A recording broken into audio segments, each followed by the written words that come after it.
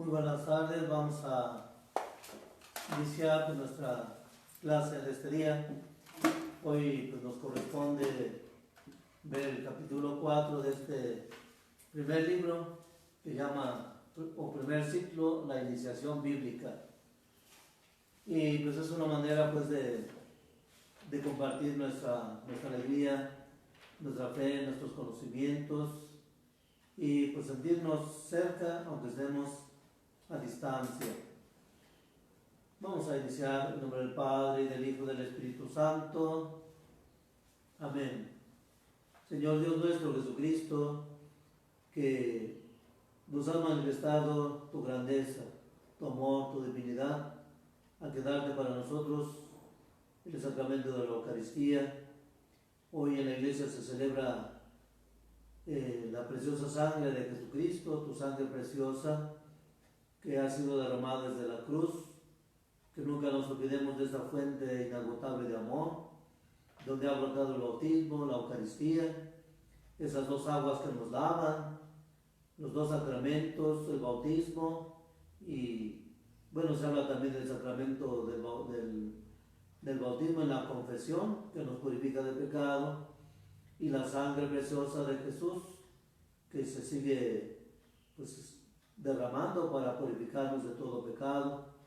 Ha sido derramada para nuestra salvación, el perdón de los pecados, que siempre nos acerquemos a ella y que ojalá la iglesia pues ya dé, verdad, como parte de la cotidianeidad de la fe, el compartirnos la sangre de tu Hijo, de Jesús, el Hijo de Dios, podamos beberla siempre unida al pan, porque así lo instituyó Jesús desde el principio: tomen y coman, tomen y beban. Ese es nuestro deseo y ojalá pues la iglesia vuelva a retomar esto. Esa es una de las cosas que Lutero pedía, que la iglesia se les diera la sangre de Cristo a todos en general, al pueblo de Dios. Y que nuestra Madre Santísima pues, nos siga protegiendo, nos siga defendiendo contra todos los males, los peligros que hay ahora en el mundo, los enemigos invisibles de la naturaleza y los enemigos también invisibles del alma, que son pues el pecado, los vicios, el maligno, que constantemente nos está acosando y es muy sutil y nos va metiendo muy superficial, muy suavemente las cosas que nos alejan de Dios, de la gracia, de la confianza. Madre Santísima, cúbrenos con tu manto y llévanos a Jesús. En nombre del Padre, y del Hijo, y del Espíritu Santo. Amén. Bien, pues el martes pasado estuvimos viendo pues la tradición, cómo se transmitieron el antepasado, la transmisión, lo que Jesús nos transmitió, no es una doctrina de fe, o sus costumbres, sus tradiciones familiares, sino más bien pues el amor del Padre, la salvación, el camino hacia Dios.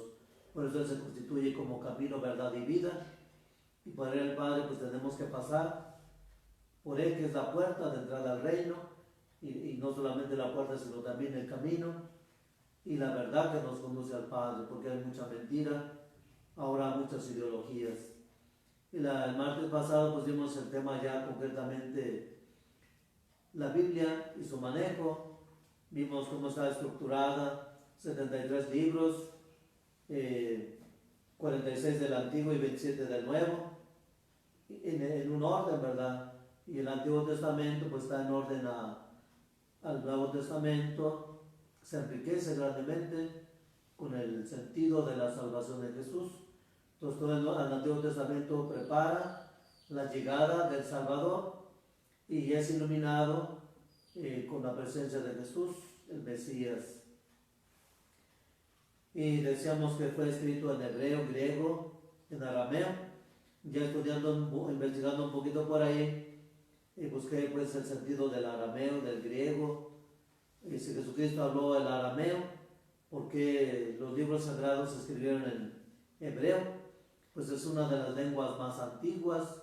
Se dice que es la lengua de Dios y viene de la cultura de Sem, la cultura semita. Entonces ahí se hablaba esa lengua y es la más difundida y se escribieron los libros en esa lengua. Jesucristo sabía arameo y sabía hebreo, también se discute si sabía griego o no. Pues sin duda Jesucristo, decíamos, es un políglota, y aunque no lo manifestó, y también hay que ver que en ese tiempo se difundió mucho ampliamente el latín. Los romanos, que estaban dominando en ese tiempo el latín. Fíjense cuántos idiomas. Entonces, cada que el pueblo de Israel era invadido o llevado al cautiverio, aprendían las lenguas, las culturas, las costumbres, y por eso es un pueblo tan difícil de entender, porque tiene una riqueza muy grande, cultural, de idioma y de todo, y además, pues ellos se dicen el pueblo de Dios, elegido, y tiene pues una riqueza muy grande, y que nosotros también estamos llamados como cristianos a escribir parte de esa riqueza cultural, religiosa, que ilumine más nuestra fe en Jesucristo, porque él también fue parte de esa cultura, heredó esa cultura, sus tradiciones, sus costumbres, su fe y el amor en el único Dios verdadero. Y pues se decía también como más o menos los libros se fueron escribiendo entre el siglo X antes de Cristo, 10 siglos, 1000 años antes de Cristo, hasta el 150. Lo mismo el Nuevo Testamento, sus 27 libros, desde el año 49-50, más o menos comenzaron a redactarse, y coincide un poco pues con los libros judíos que se escribieron.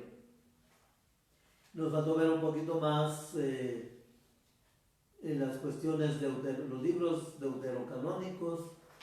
Vimos solamente cómo identificar la Biblia católica, cómo saber si es católica o no.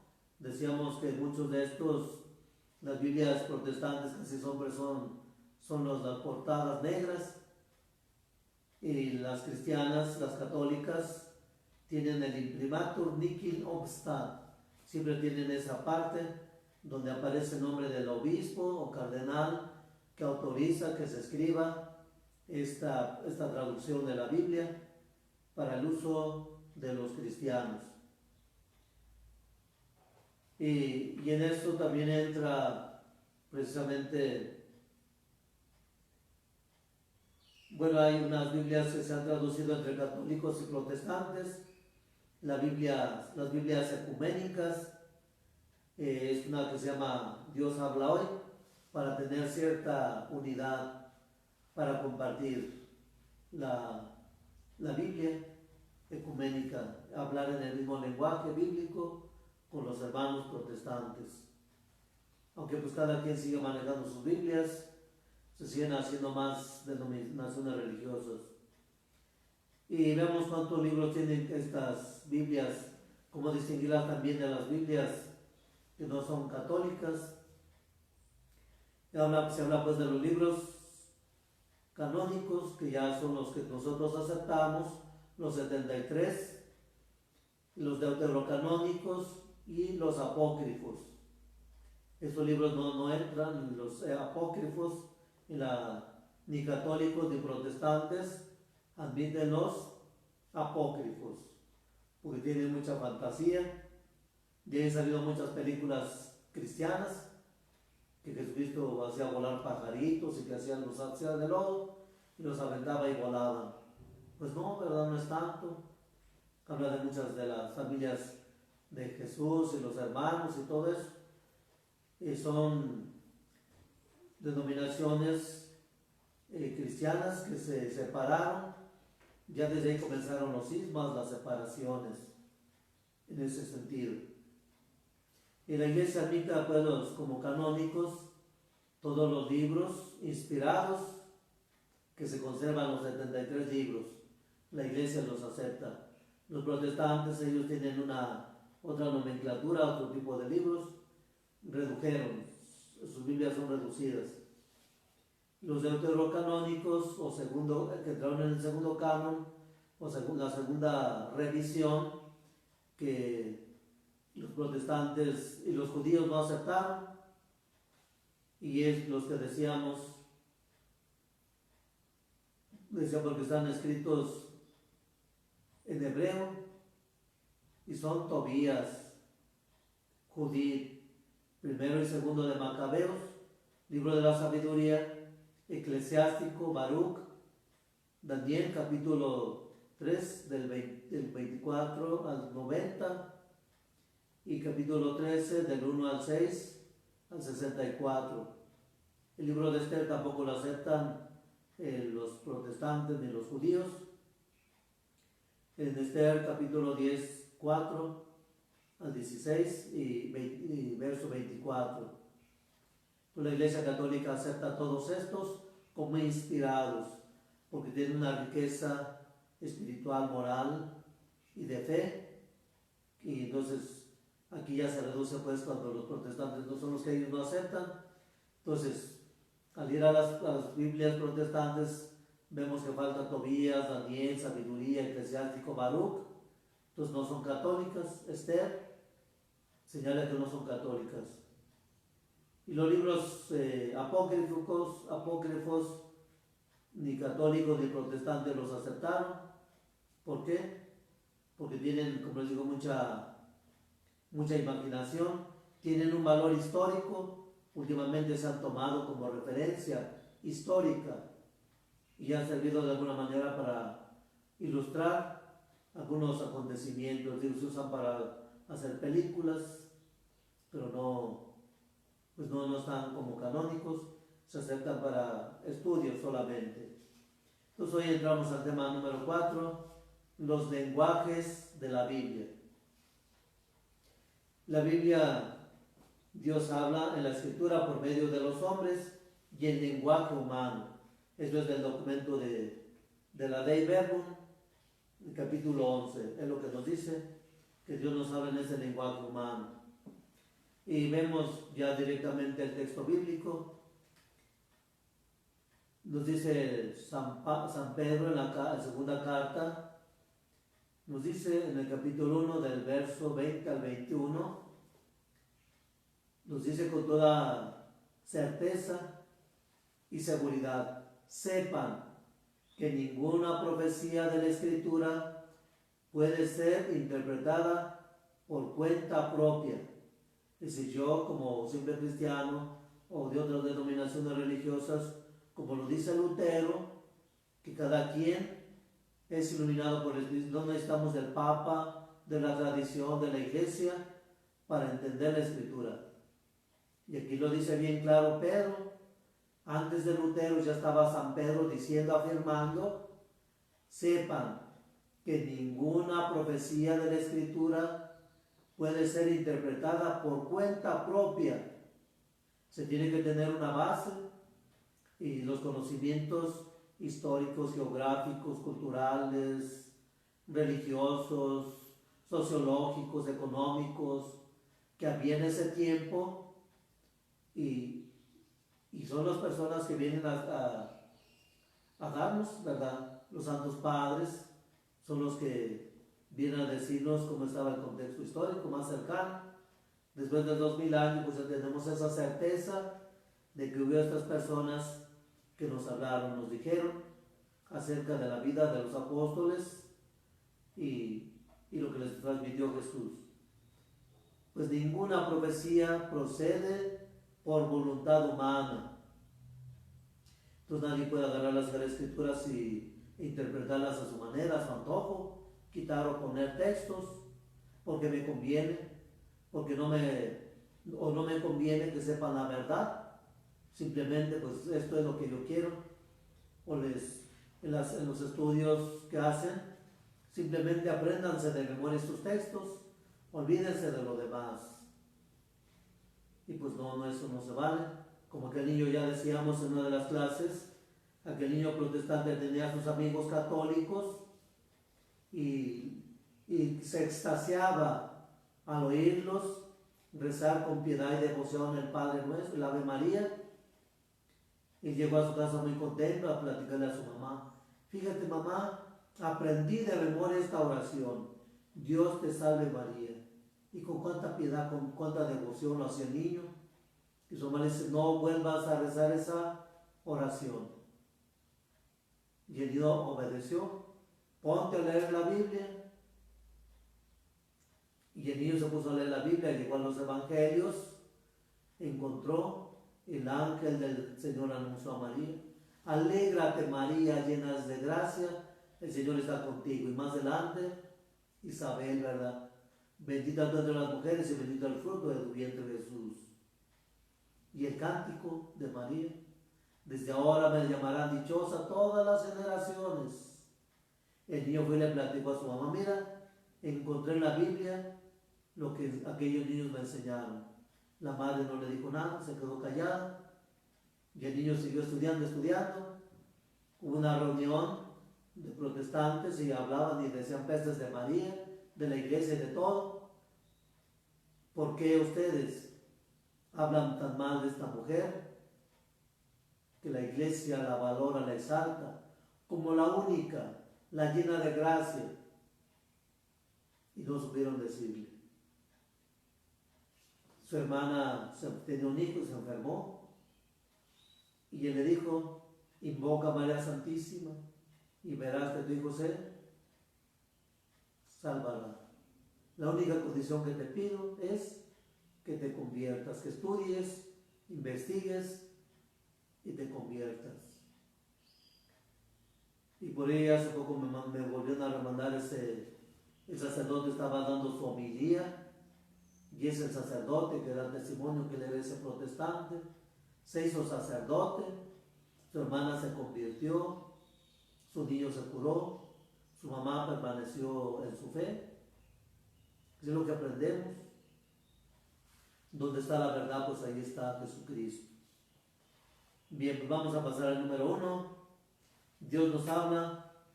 Dios es el autor de la Biblia. Y la Sagrada Escritura pues, es un libro inspirado en todos sus libros, que fueron escritos bajo el influjo y la asistencia del Espíritu Santo. Entonces nada se mueve si no es bajo el poder del Espíritu Santo que inspira a la persona a hablar de las cosas de Dios. La Dei Verbum en el número 11, volvemos al número, habla pues diciendo, las verdades reveladas por Dios que se contienen y manifiestan en la Sagrada Escritura fueron consignadas por inspiración del Espíritu Santo y la Santa Madre Iglesia Católica, según la fe apostólica, tiene por santos y canónicos los libros enteros del Antiguo Testamento, todos los libros, ¿verdad? Como ya vimos la lista de libros, pues no hemos visto la lista solamente vimos la cantidad, con todas sus partes, porque escritos bajo la inspiración del Espíritu Santo, tienen a Dios como autor y como tales se les ha entregado a la iglesia, y son los que la iglesia estudia, enseña y proclama dentro de la iglesia. Entonces se pone a Dios como autor de la Sagrada Escritura, es el autor principal. El autor secundario pues es el hombre, el ser humano que colabora con Dios en ese proyecto, inspirado por el Espíritu Santo. Y vemos en el número 2, pues es como donde se pone pues el autor a Dios como el autor principal y el hombre que colabora con él en un ambiente de su cultura propio. Dios no sacó al hombre de su cultura a un espacio especial para que escribiera, ¿no? Desde su cultura. Aunque si lo vemos de otra manera, decíamos la vez pasada que el pueblo de Israel cuando fue exiliado a Babilonia, comenzaron a pensar, recordar los salmos, porque los mismos babilonios les decían, cantadnos un cantar de su tierra. ¿Cómo cantan? ¿Cómo oran? La curiosidad. Y allí dice el escritor sagrado, ¿cómo no cantar en tierra extranjera un cántico de mi patria? Que se me pegue la lengua al paladar. Si dejo de alabar y bendecir a Dios, Y de ahí comienzan, ¿verdad? Nuevamente los israelitas, Dios, el Espíritu Santo comienza a despertar a través de los paganos la curiosidad, el deseo, a plasmar, a poner por escrito su cultura, su fe en Dios. Entonces el hombre colabora con Dios para llevar a cabo la escritura, plasmar su mensaje a través de unos textos.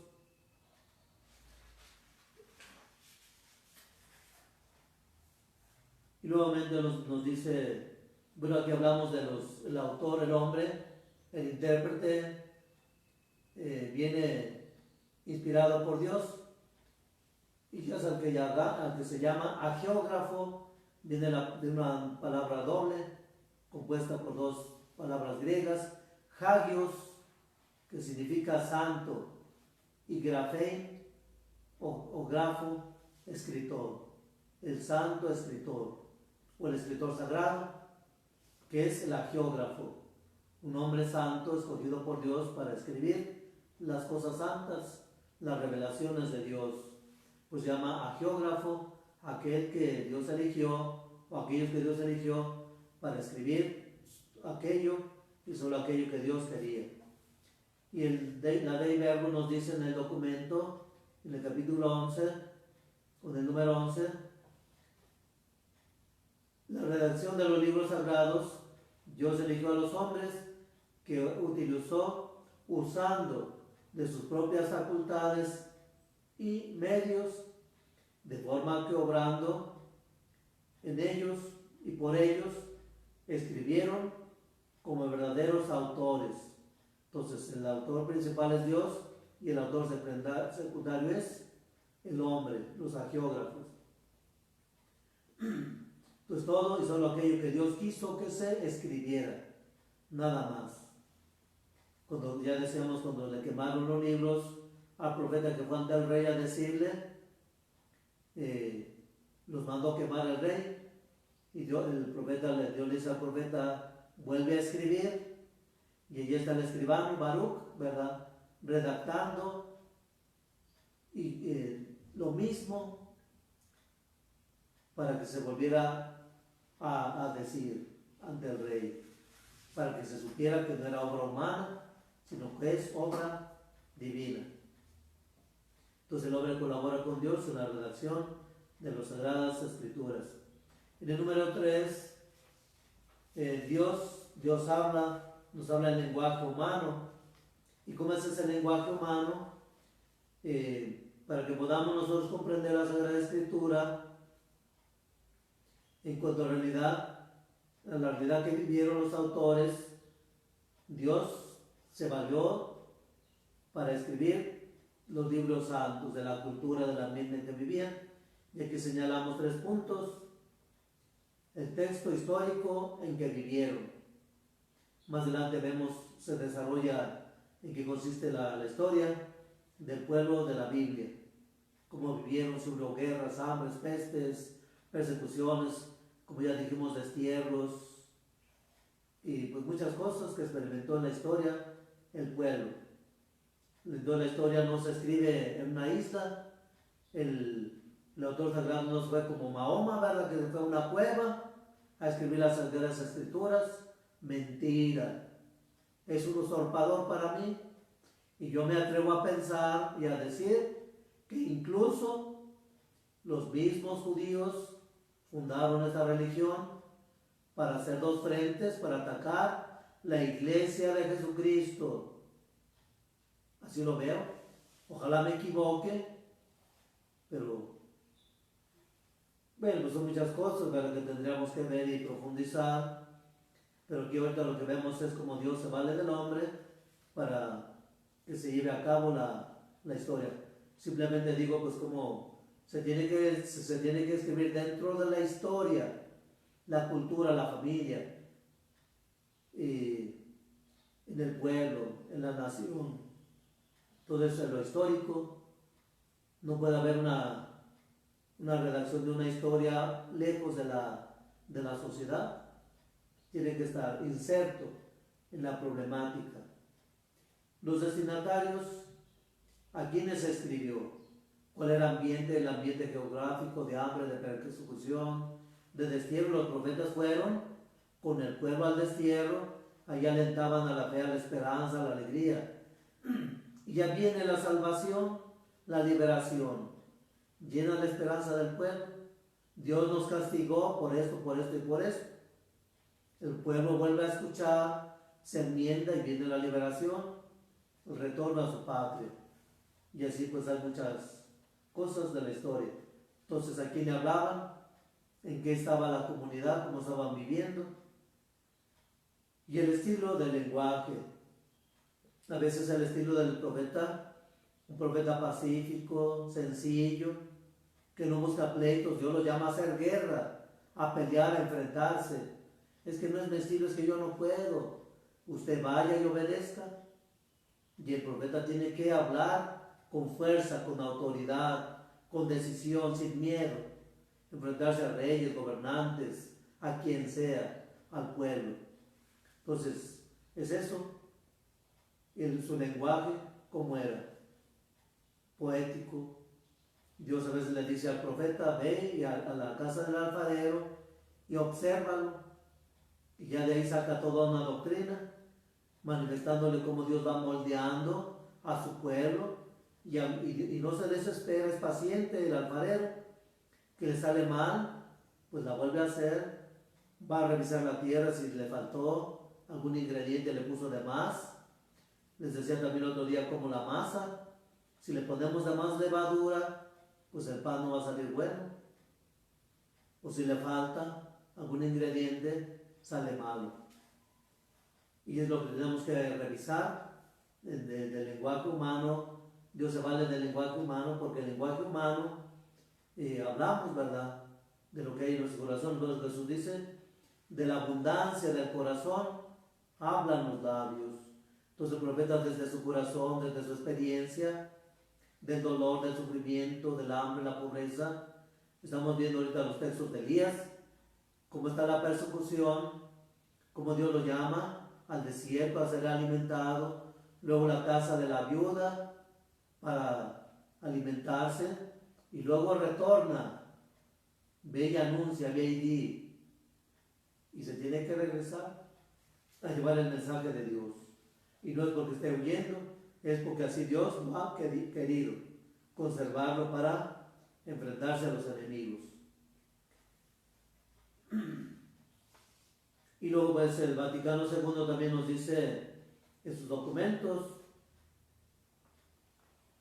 para descubrir la intención del autor hay que entender su género, su literatura, su género literario que empleó para la verdad que propone, y se expresa de maneras diversas en los textos de los diversos géneros.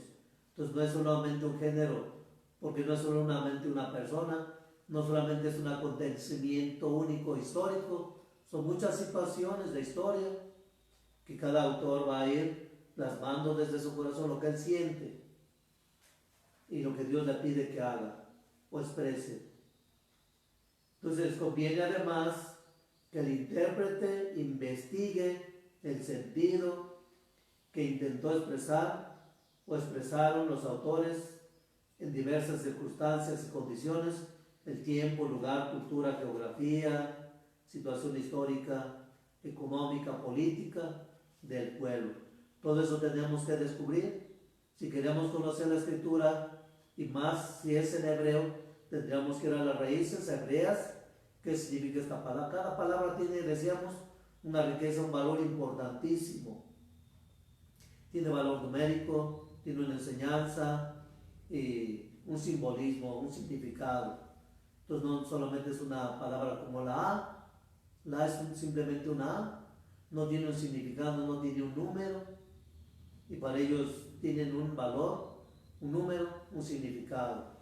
Dice muchas cosas, una sola letra en hebreo.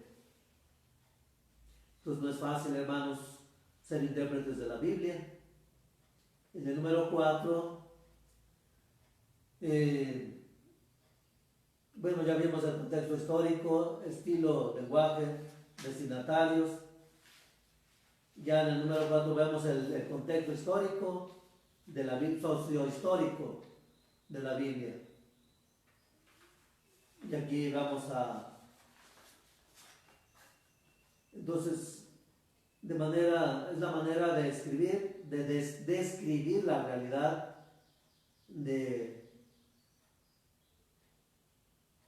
es distinta a la realidad de lo que se dice en cada cultura, en cada época.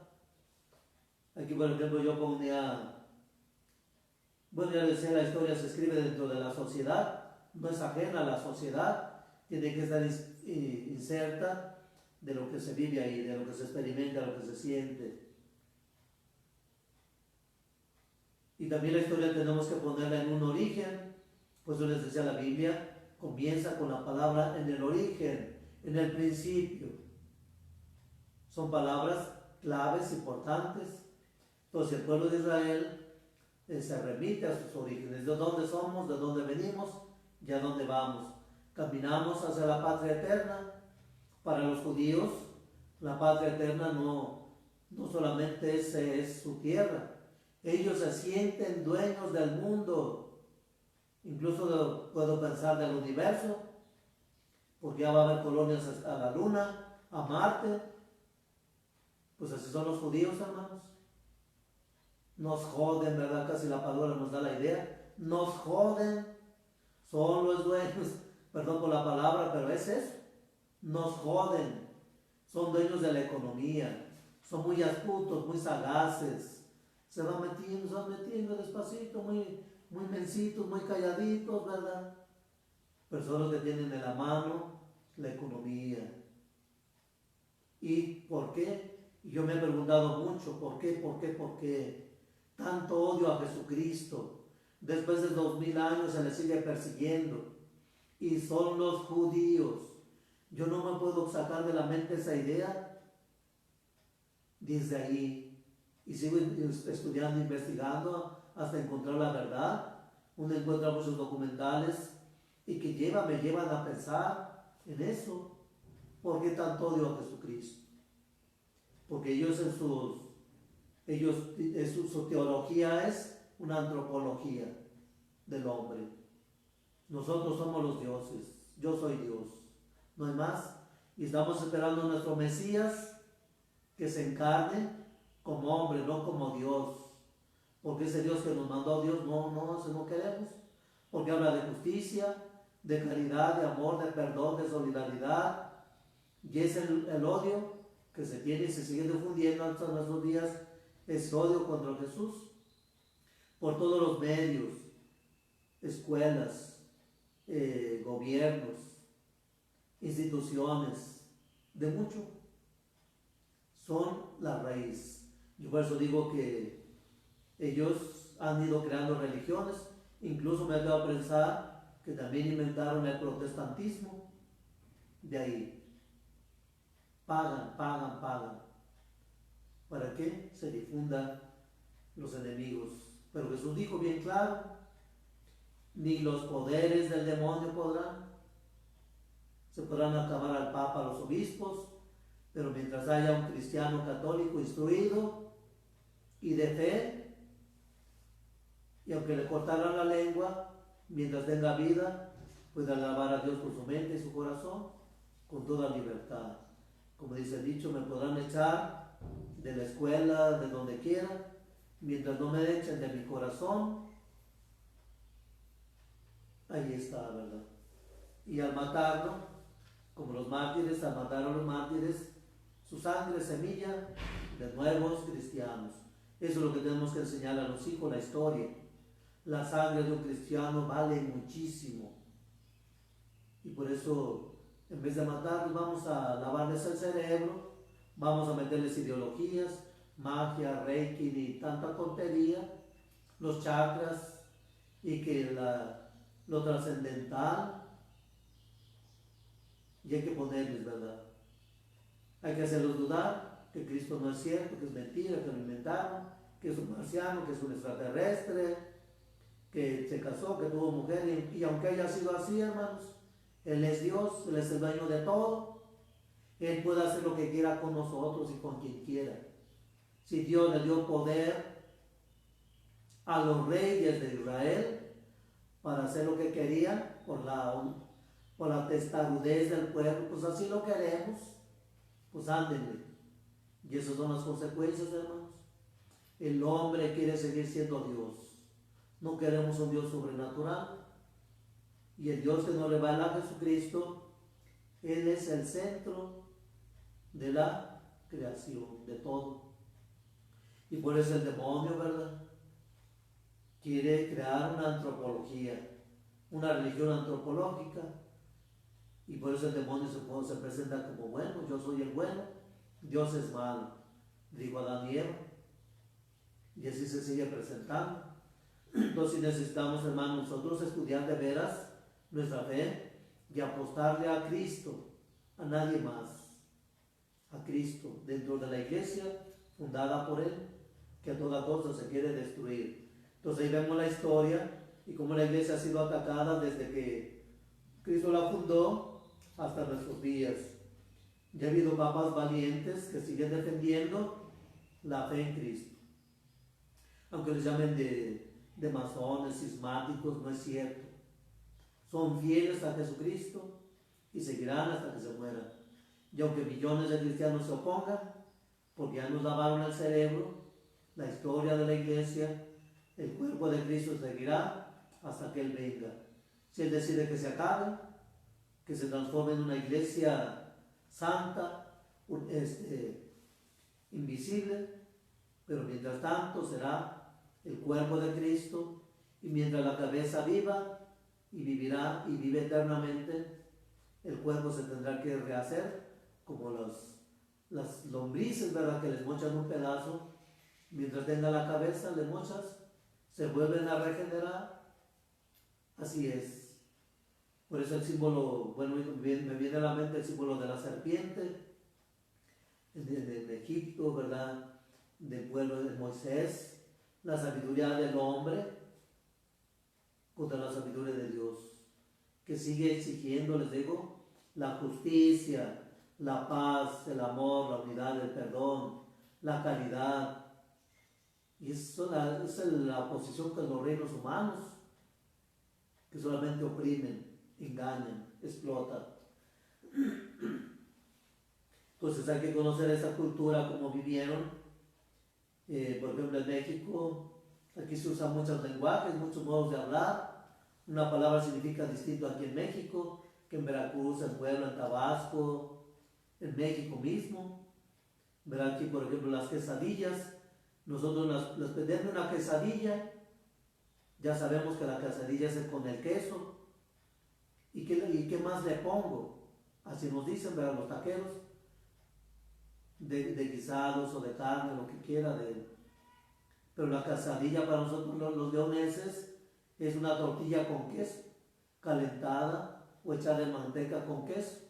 Una quesadilla, eso es para nosotros. En México vas a decir, denme una quesadilla, de la que la quiere, de frijoles, de nopales, una tortilla con frijoles. Entonces, ¿cómo cambia el contexto cultural, el pensamiento de la gente? Imagínense, para entender la Biblia de más de 4,000 años, más o menos, 3,000, 4,000 años, bueno, si no es 3,000, cuando se redactó los 10 siglos antes de Cristo, por lo menos 3,000 años, hasta nuestra fecha de que se escribieron. Y si no estudiamos, pues menos vamos a aprender. Entonces es necesario que tomemos en cuenta la época en que el libro fue escrito, la época.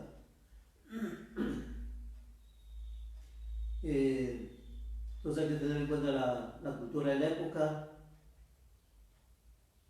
Ya que apuntaba también, me vino a la mente también en la época, las dos grandes guerras mundiales generadas por Alemania. Como les digo, a veces si necesitamos meternos a estudiar más la historia, más que la historia que nos dan en las escuelas, muy reducida, muy tendenciosa, manejada también, podemos decirlo, por los judíos. Quieren gente ignorante, que no aprenda, que no sepa. Y por eso están constantemente cambiando el estilo de educación. para que no aprendas nada. Entonces, Alemania le afectó, oye, le llegó tarde su unificación como Estado, como nación. Ya se habían repartido toda Europa, todo el mundo estaba repartido. Los españoles ya habían conquistado América, y así, ¿verdad? Los franceses de Inglaterra, Portugal, acá Brasil, así muchas partes. Pues los alemanes se quedaron con la boca abierta. Entonces provocaron la guerra. ¿Para qué? Para querer expandirse. Perdieron. La Segunda Guerra también. Y por ahí algunos pensadores, historiadores, dicen que la Segunda Guerra Mundial la financiaron los judíos. Son los hombres, no los dueños del mundo. Ellos se dicen, el dueño del mundo es Jesucristo, el Hijo de Dios, aquel por quien fue hecho por Él, para Él y con Él. Todo subsiste por encima de los judíos. No es odio, no es desprecio, simplemente porque ellos quieren todo el pastel. Por eso Jesús puso esa parábola del viñador que manda, el dueño de la viña, que manda a su hijo, matémoslo, ahí está clarísimo. Nos quedaremos con la herencia. ¿Cuál es la herencia? El mundo. Al rato Marte, Júpiter, Saturno y todo. Porque ellos manejan las economías.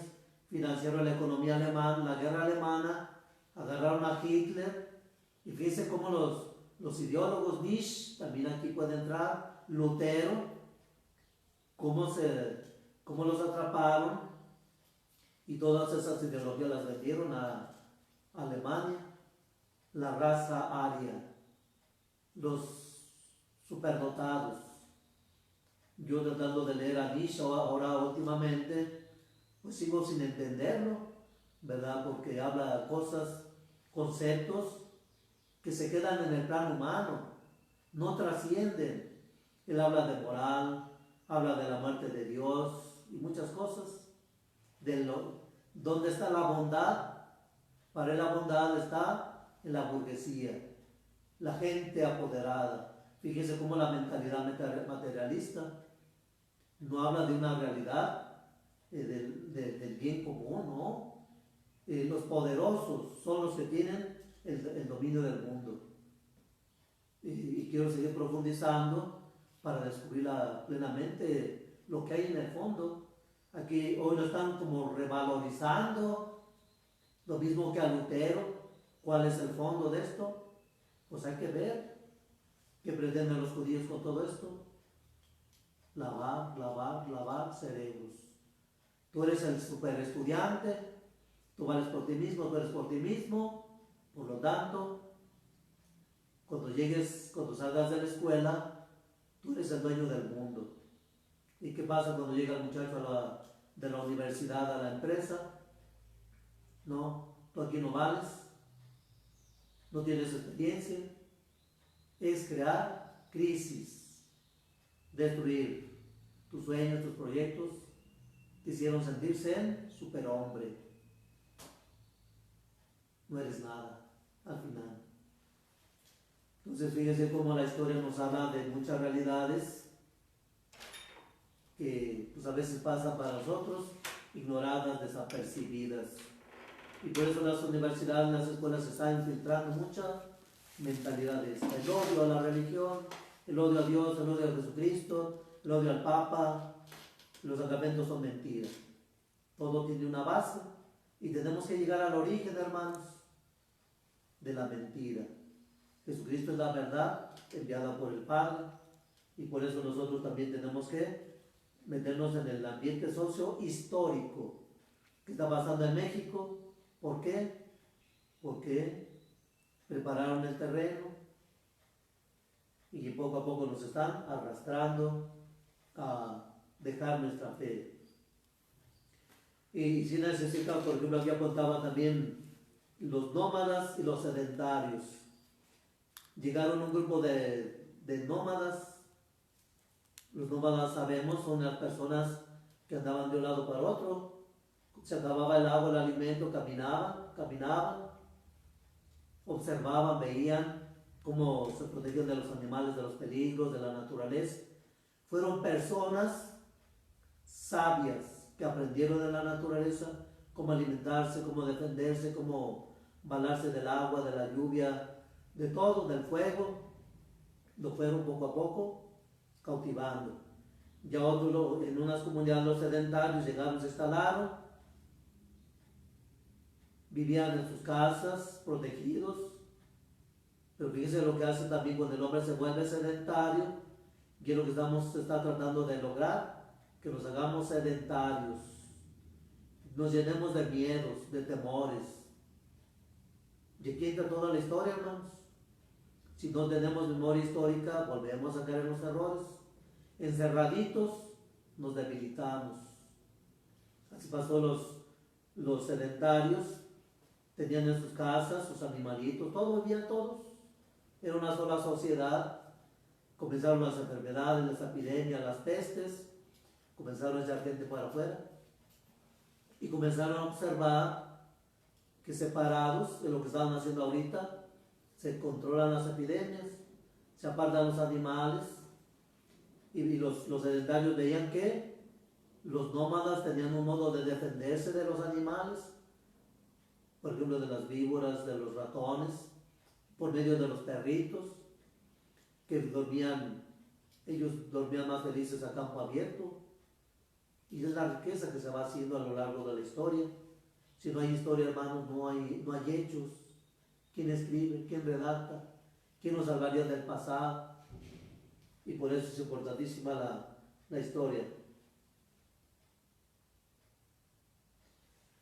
Bien, pues ya me sentí mucho en ese número, ¿verdad? Pero pues es necesario, pues son cosas que salen, que no vienen pues en el texto, pero pues yo creo que nos sirve nos ayudan para contextualizar nuestra historia, la importancia de la historia dentro de una sociedad. Y el documento de Dave Bergman, en el número 12, nos dice, para entender rectamente lo que el autor sagrado quiso afirmar en sus escritos, hay que entender cuidadosamente tanto las formas narrativas usadas del pensar, de hablar o de narrar. Tres cosas importantes. Las formas como narrar, el modo de hablar o de pensar en la redacción de los textos. Entonces hay que meternos al texto. Yo estuve dando allá en la otra parroquia, también daba clase, y muchas de estas cosas que vemos aquí no las dije allá.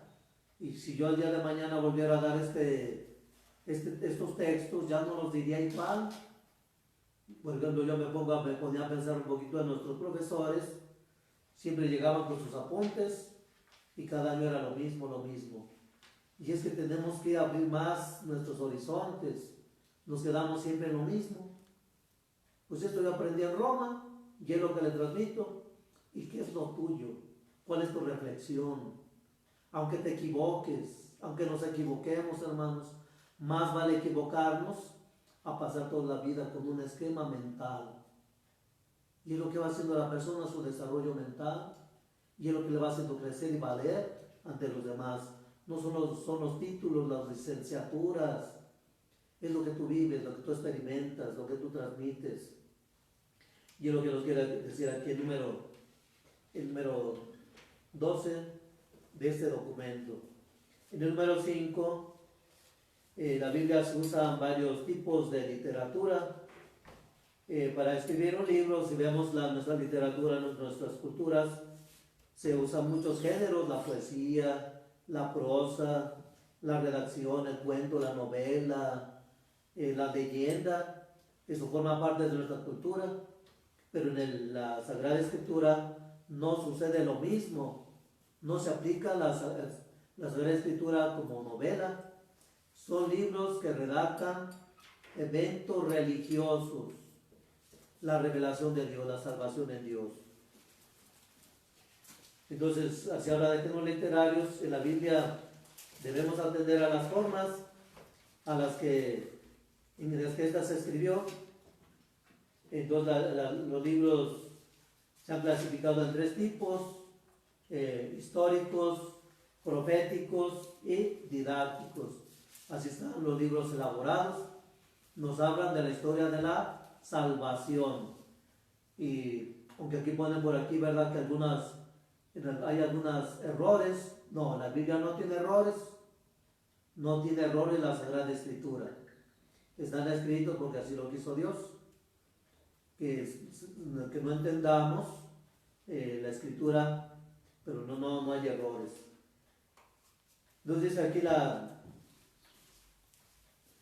Biblia pasa, pues, es una forma de orden. Están escritos en este sentido.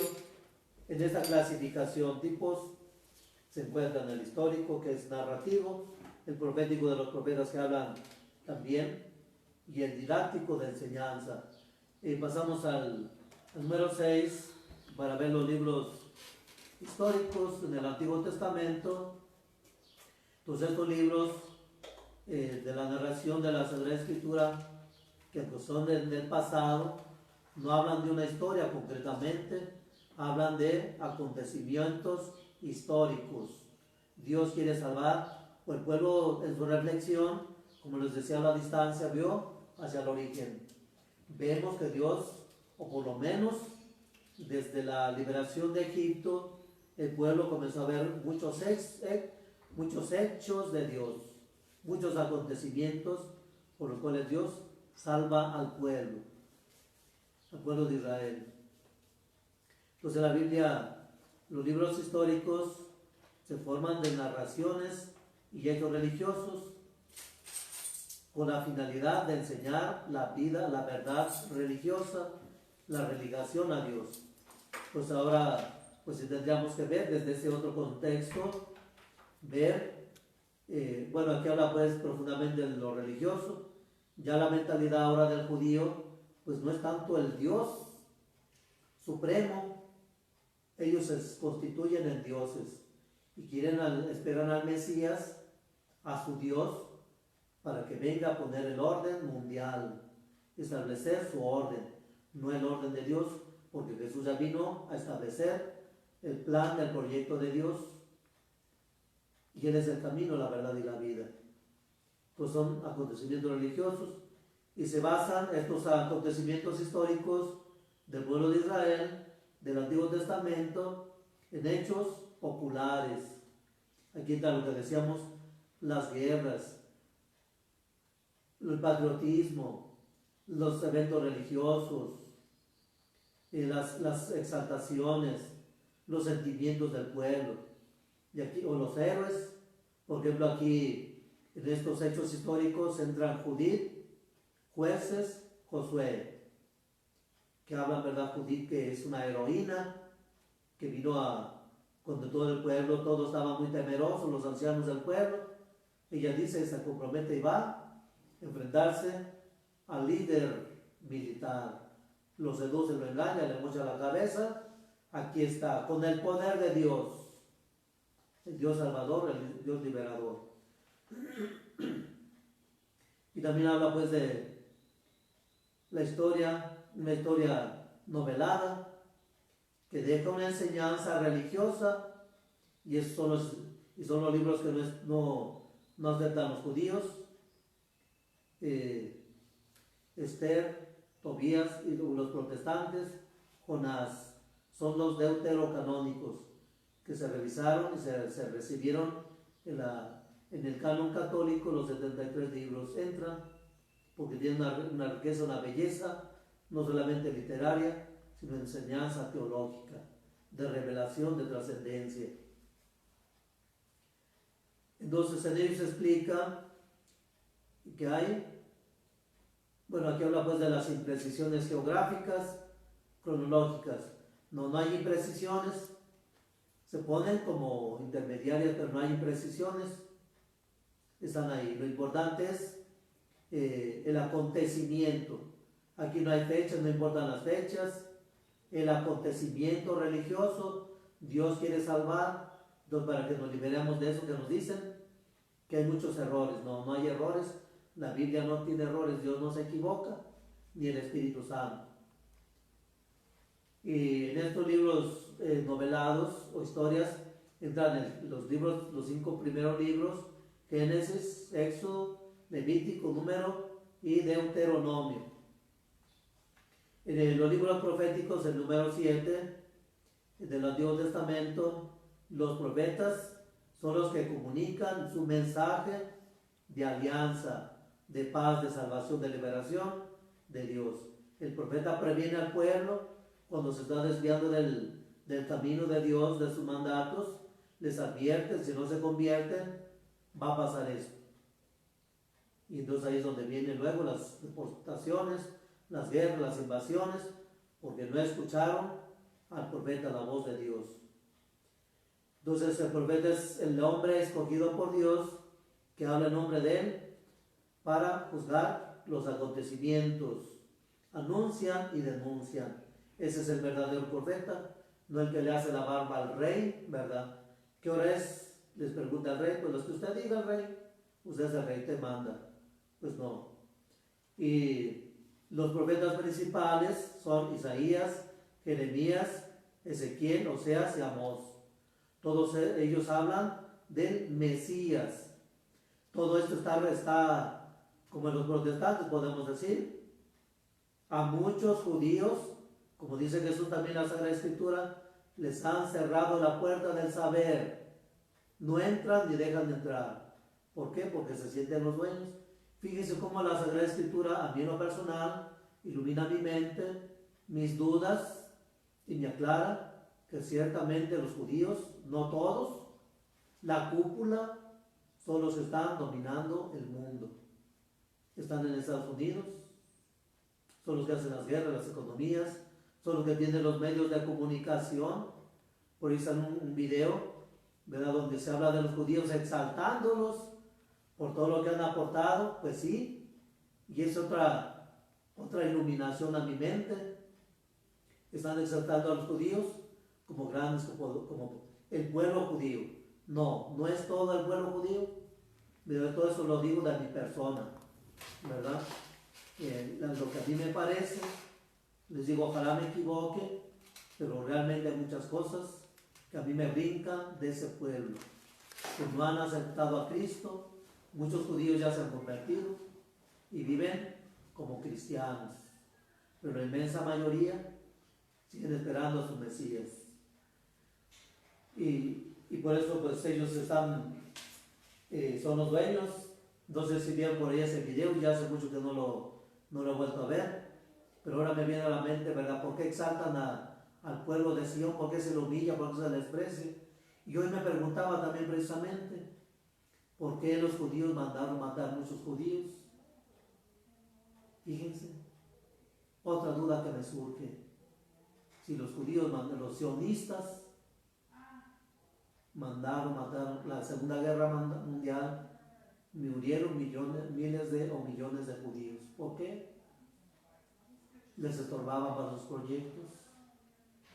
Era gente humilde, sencilla, pobre. Como los alemanes buscaban el poder. Y fíjense, los judíos tienen ese poder. Financiaron la guerra, pagaron a Hitler. ¿De dónde sacó Hitler tantos millones de millones? Armas, lo químico, todo, bombas nucleares, proyectos, se apenas estaban unificando los judíos, y pagaron la guerra a los contrarios. Échale, pagas, aquí debes. Y hasta la fecha, hermano, muchos pueblos vivimos pagando las guerras mundiales a los judíos. Así de sencillo. Y quieren acabar con Cristo, con el pueblo de Dios. Y aquí en México pues no hacemos nada, estamos todos cruzados de manos. No sabe lo que diga el gobierno, ¿verdad? Y cuando quieran, hay que esperar. Aquí estamos escondiditos, ¿verdad? No nos vayamos a morir. También esta pandemia está pagada por aquellos hombres. Hay que sembrar en la gente en la duda, la desconfianza, la desesperanza, que se olviden de Dios, porque aquí está su Dios. no hay Dios trascendente. Se me pasó bien. Bueno, entonces estamos en eso, ¿verdad? Es interesante la historia. La misma Sagrada Escritura nos lleva al presente y al pasado. Pues es importante, hermanos, que estudiemos la Escritura, que nos metamos a ver documentales. Hay que sacar lo bueno de lo que hay, de lo malo, hay que sacar la verdad. Y tener ese don de discernimiento para desechar aquello que no. Lo que nos brinque, inmediatamente la conciencia dice, aguas, aquí está mal. Por ejemplo, una muchacha, el papá dice, aguas, esta muchacha no te conviene, hija. No. Y a veces uno se aferra, se amacha. Te lo dijimos, te lo advertimos. Y ahí están las consecuencias. Entonces, por eso hay que apelar siempre a la conciencia, hermano. Es esa alarma que nos está advirtiendo los peligros. Pero nos tienen entretenidos en el Facebook, ¿verdad? WhatsApp, Instagram y no sé qué tanta tontería, ¿verdad? Y ahora con los, ¿cómo se llaman? Los avatares están de moda. Bueno, y los libros didácticos del Antiguo Testamento son sapienciales, son los que nos llenan de sabiduría. Por eso desecharon estos libros. No nos sirven porque nos hablan de la sabiduría divina, Dios que nos habla. Y aunque no lo quieran, pues ahí están esos libros. Aunque los desechen, la iglesia los adoptó, ¿verdad? Los santos padres, todos estos los agarraron y nos sirven, ¿verdad?, para manifestar la presencia de Dios y la sabiduría. Entonces son máximas, refranes, sentencias, consejos, instrucciones de carácter práctico sobre el modo de conducirnos en la vida diaria. Esos son libros didácticos de didascalos de enseñanza, de educar, de formar. Y de ellos están, ya dijimos, están los libros de Job, como una sabiduría grande. Fíjense cómo, viendo a Job desde afuera, lo ponen como un extranjero, no como un judío, porque el judío no se atreve a llamarle a Dios, a enfrentarse a Él, a criticarlo, a argumentarlo. Y con una sabiduría se puso ese libro para decirle al judío, mira, aquí hay un Dios superior a ti. Libro de los Proverbios, Eclesiástico, el mismo libro de la sabiduría. Ahí está la riqueza de estos libros. Ojalá los leamos con esa fe y para obtener de ahí la sabiduría divina que ilumine nuestro camino, nuestra mente, y podamos también instruir desde la familia. Hay otros libros que se quieren poner en esta línea de didácticos, y más bien decimos que los salmos, de los cantares, son libros poéticos, se clasifican en otro orden, no dentro de los didácticos. Entonces los libros sapienciales están dirigidos a todos, no van dirigidos directamente al pueblo de Israel, y esa es la ventaja para nosotros, que nos abre a la sabiduría divina. En cambio, para los judíos pues es como los protestantes, vamos a eliminar esto porque aquí nos habla directamente de ese Dios al cual queremos eliminar. Y luego ya en el Nuevo Testamento, para acabar el Evangelio, tenemos que decirlo, el Nuevo Testamento es un género único, literario, específico. Es decir, no se clasifica dentro de los históricos, porque hablan precisamente de Jesucristo, de la salvación, y no hablan de la vida de Jesús, de su cultura, de sus tradiciones, si se bañaba, si se peinaba, pues sí, cuántas veces iba a su casa, qué comía o qué. No hablan de Jesús directamente, hablan de la obra de la salvación que vino a traernos Jesús. No son biografía de Jesús, los 4 evangelios no son una biografía de Jesús. Por eso ves cuando uno en las homilías quiere entender eso, pues no son biografías, uno se imagina, ¿verdad? Pero no es una realidad, lo que uno a veces quisiera pues en la mente iluminar, que solamente como para iluminar, imaginar el contexto histórico, el lugar, el ambiente, la gente que estaba con él. Y esto es precisamente los evangelios, pues no son biografías directamente de Jesús, ni hablan de su vida personal, si usaba perfume, si tenía barba, ¿verdad? Si era guapo, si era feo, si era trompudo, ¿no? ¿Verdad? O qué comida favorita tenía, no. No son la vida de Jesús, sino de la obra de la salvación, lo que Dios Padre le encomendó. Ya los que entran en los históricos son los hechos de los apóstoles, porque ellos se hablan de hechos, acontecimientos, de persecuciones, de pruebas, cómo se fue formando la primera comunidad, y lo describen detalladamente. Por eso es historia, porque hablan de los acontecimientos.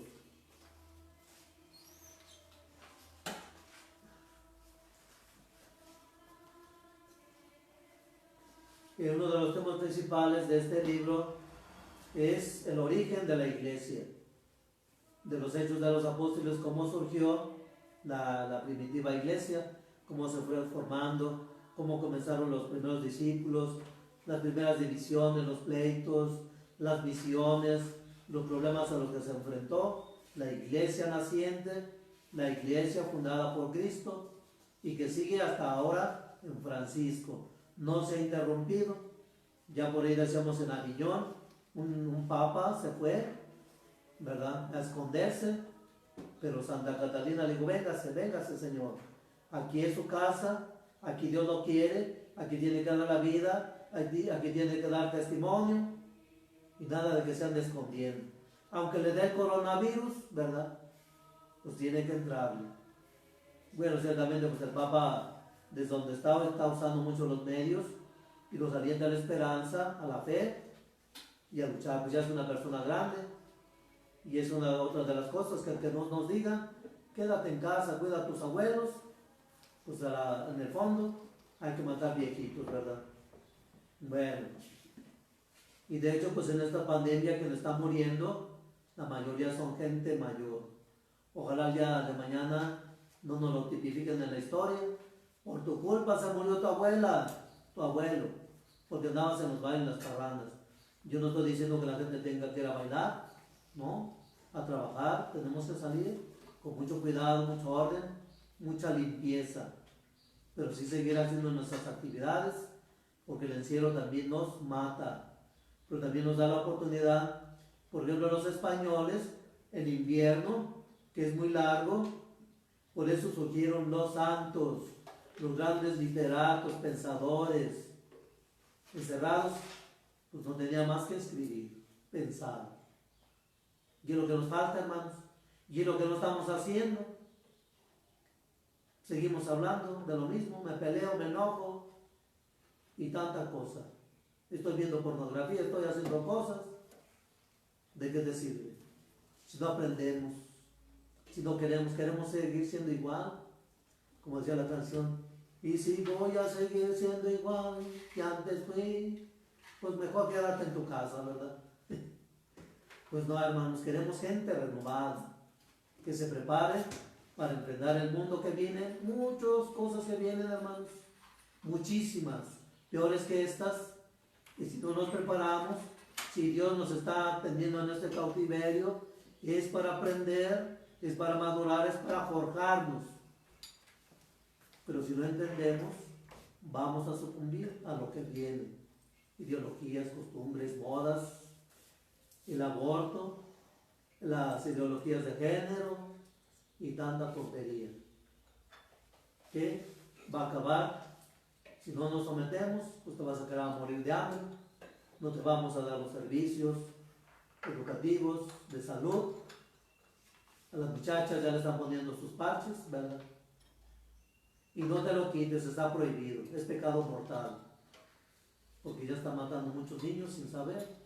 Es que no sabía, es que no me dijeron, me obligaron. Bueno, bien, ya casi para terminar, los libros didácticos en el Nuevo Testamento son las cartas.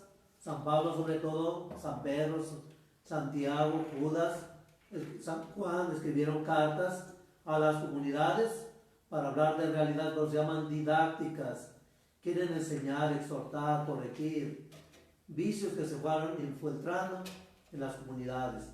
Y los exhortan a no perder la fe en Jesucristo. Y lo que hacen ahora los papas, el Papa Juan Pablo II hizo muchísimas cartas. Benedicto, un teólogo despreciado. Al día de mañana, hermanos, vamos a arrepentirnos de no haber aprovechado su sabiduría. Hombres como él no hay, o son muy pocos. Y dentro de la iglesia, tener un teólogo con esa espiritualidad, ojalá no nos arrepintamos de aprender de él, su sabiduría, su humildad, su sencillez, aunque sea alemán, es un hombre de Dios y morirá en la santidad cuando Dios lo llame. Finalmente, pues ya los libros apócrifos, los libros proféticos en el Nuevo Testamento, pues solamente es el Apocalipsis. ¿Verdad? Muchas veces no le entramos a porque está yendo a los de simbolismos, de imágenes. Todo esto se hizo, ¿verdad?, para encubrir la doctrina. Eran mensajes, como hoy se habla, subliminales. Solamente los cristianos lo sabían. Por ejemplo, el pez, simbolismo, ¿verdad?, del cristianismo, y muchos otros símbolos, los panes, y el dragón, simboliza a los reyes que había, que tenían que enfrentar, contra los que tenían que luchar, y lo ponían de esa manera para que no los descubrieran y pudiera difundirse el mensaje. Bien, pues ojalá pues no les haya confundido, ¿verdad? Pero sí es interesante, hermanos, sembrar la duda. Hay que sembrar las dudas, hay que investigar y hay que ver, ¿verdad? No se queden solamente con lo que tenemos. Y ojalá los que se dedican a esto en la parroquia, ojalá se estén enriqueciendo y aprendamos. Porque les digo, yo he participado en parroquias donde el que da la plática de bautismos, cada domingo lo mismo, ¿verdad? Ya a mí se me grabaron todos esos temas. Pues, ¿cómo? Y se glorían. Yo tengo 30 años dando pláticas prematrimoniales. Pues sí, muchas gracias, pero no se ha actualizado. Se quedó en los chistes de Babilonia, ¿sabe qué? Dice, el Señor ese decía, siempre comenzaba lo mismo diciendo sus frases y luego el chiste. ¿Saben cuáles son los besos árabes? Saliva va, saliva viene. ¿Ah? Y eso eran sus pláticas así, siempre lo mismo. Y gente que ya llevaban 5 pláticas, padre, ¿cómo le hacemos? No nos pueden dispensar de esta plática. ¿Por qué? Porque nos quedamos en un folletito, ¿verdad? Pues es lo que dice el libro, me lo grabo de memoria como perico y ya. Pues no se trata de eso. Se trata de forzar la mente, agilizarla y forzarnos a aprender más. Nunca vamos a acabar de aprender, pero siempre, hermanos, con humildad. Dale gracias a Dios por ese don que nos ha dado del entendimiento y ponerlo al servicio de los demás, porque hay lumbreras que no saben explicar las cosas de Dios. Bien, pues vamos a concluir, ya nos alargamos mucho. Bueno, en nombre del Padre, y del Hijo y del Espíritu Santo. Amén. Queremos darte gracias, Señor, esta tarde. Enséñanos a descubrir tu presencia en el mundo, tu presencia invisible, tus caricias que nos das a través del aire fresco, de las tardes, las mañanas, a través de las caricias del sol, a través de las miradas de las personas, sus palabras de aliento, de esperanza, pero sobre todo tu palabra divina que se nos sigue transmitiendo, aunque de una manera muy limitada. Nos sigues alimentando a través de tu Hijo, a través de la Eucaristía. Que no nos olvidemos de esos milagros diarios, que no estemos esperando un milagro, que acabe la pandemia, más bien que muera en nosotros el pecado, para que pueda florecer la esperanza de la fe y la humildad. Teniendo fe, todo se resuelve, todo se sana, todo se soporta, todo se vive, todo se experimenta, porque tú nos llevas de la mano. Únenos también a nuestra Madre, la alegría, la esperanza, la sencillez, que ella nos siga acogiendo en esta noche, en el sueño, en el descanso, en los brazos de nuestra Madre, sentir su calor, su protección, y obteniendo tu bendición, nos abramos al nuevo día con nuevas ilusiones, nuevas esperanzas, de seguir aprendiendo de tu Hijo amado. Así sea.